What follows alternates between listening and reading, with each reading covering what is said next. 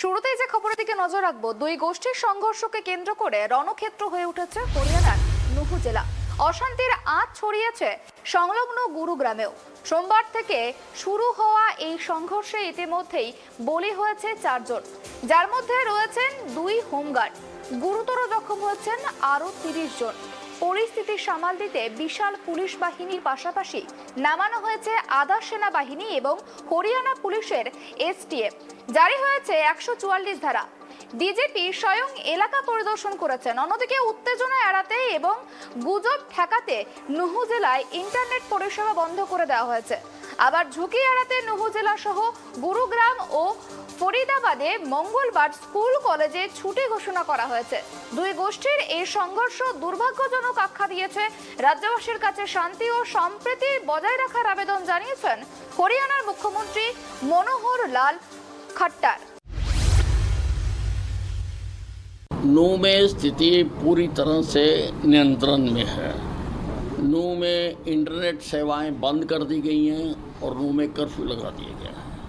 Sufficient मात्रा में police force वहाँ मूव कर दी गई है। कल जैसे ही हिंसा की खबर आई थी, पहले जो नू के साथ लगते ज़िले हैं फरीदाबाद, पलवल, गुड़गांव, झज्जर, रेवाड़ी से हमने फोर्सेस वहाँ पे मूव कर दी थी। आज हरियाणा के बाकी हिस्सों से भी कुछ पुलिस अधिकारियों को और कुछ फोर्स को मूव किया जा रहा है।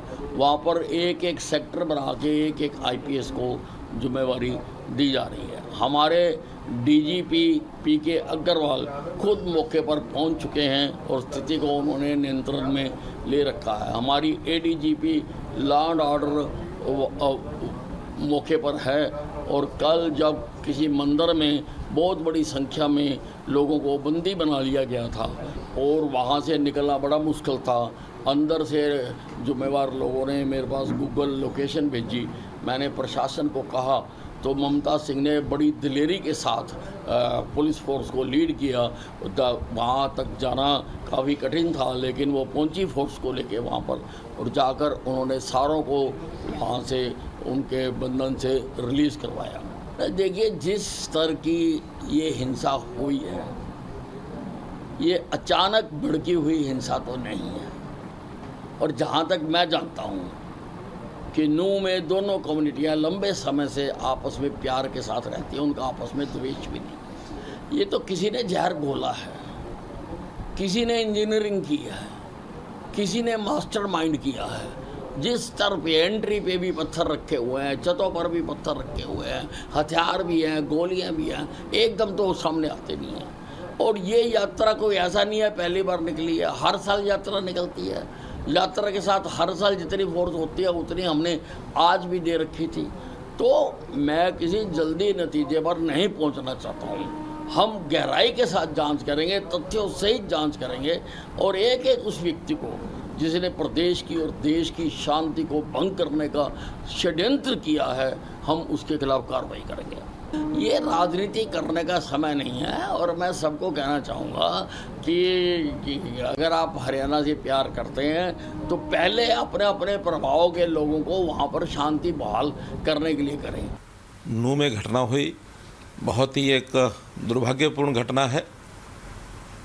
इस घटना के होते ही जब हमको पता लगा तो हमने अपने पुलिस के सब उच्च अधिकारियों को, डीजीपी साहब, ADG CID, ADGP law and order और अन्य आसपास के ज़िलों से भी पुलिस फोर्स को तुरंत वहाँ रवाना किया। दोपहर 2 बजे के आसपास की ये घटनाएं हैं। घटना इस प्रकार हुई कि वहाँ समाज की एक यात्रा जो हर वर्ष निकलती थी उसका आयोजन किया जा रहा था और कुछ लोगों ने एक षड्यंत्र रच करके उस यात्रा पर आक्रमण करना शुरू किया और आक्रमण न केवल यात्रा पर बल्कि पुलिस के ऊपर भी उन लोगों ने किया, जिसके परिणाम स्वरूप यात्रा को भी भंग किया गया और बहुत से स्थानों पर आगजनी की घटनाएं हुई, गाड़ियां जला दी गई। निश्चित रूप से एक बड़े षड्यंत्र का कहीं ना कहीं हिस्सा लगता है। अब काफ़ी मात्रा में मैं कह सकता हूं कि पुलिस ने और जो केंद्र सरकार की ओर से हमने निवेदन किया था, वहाँ से जो केंद्रीय सुरक्षा बल 16 कंपनीज वहाँ पहुँच चुकी हैं, 30 कंपनीज हरियाणा पुलिस की भी वहाँ पहुँची हैं। इन सब ने नूह में स्थिति को सामान्य किया है। आसपास के ज़िलों में भी छुटपुट घटनाएं जो हुई थी, चाहे वो पलवल की हैं, गुरुग्राम की हैं अथवा फरीदाबाद की हैं, उन सब पर काबू पा लिया गया है। सब जिलों में शांति स्थापित इस समय की गई है। फिर भी एहतियात के तौर पर वहाँ कर्फ्यू लगाया गया है। कुछ ज़िलों में 144 धारा भी लगाई गई है।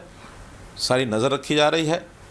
जो लोग इस षड्यंत्र में नूह से बाहर के भी शामिल हुए हैं, उनको निश्चित रूप से पहचान करके उनके खिलाफ कार्रवाई की जाएगी। अभी तक सब मिलाकर 44 के आसपास एफआईआर हुई हैं और 70 लोगों के खिलाफ अभी नामजद उनको किया गया है, उनको हिरासत में लिया गया है। छानबीन के बाद जो भी दोषी लोग होंगे उनके खिलाफ सख्त कार्रवाई की जाएगी। किसी भी उपद्रवी को बख्शा नहीं जाएगा। और जिन लोगों का नुकसान हुआ है, जानी नुकसान हो या माली नुकसान हो, अभी तक जानकारी है कि 5 लोगों की मृत्यु हुई है। इन सब को, चाहे जानी नुकसान अथवा माली नुकसान है, इन सब को मुआवजा ज़रूर दिया जाएगा। और मैं अपील भी करता हूं कि जहां जहां इस प्रकार की घटनाएं हुई हैं, जनता के सब लोग शांति बहाल करने के लिए आगे आए। एडमिनिस्ट्रेशन ने भी शांति कमेटी की जो एक मीटिंग की है, उसके अनुसार मैं आशा करता हूं कि सब लोग शांति बनाने में और सहयोगी होंगे और आगे कोई स्थिति न बिगड़े इस प्रकार का सुनिश्चित ज़रूर करेंगे।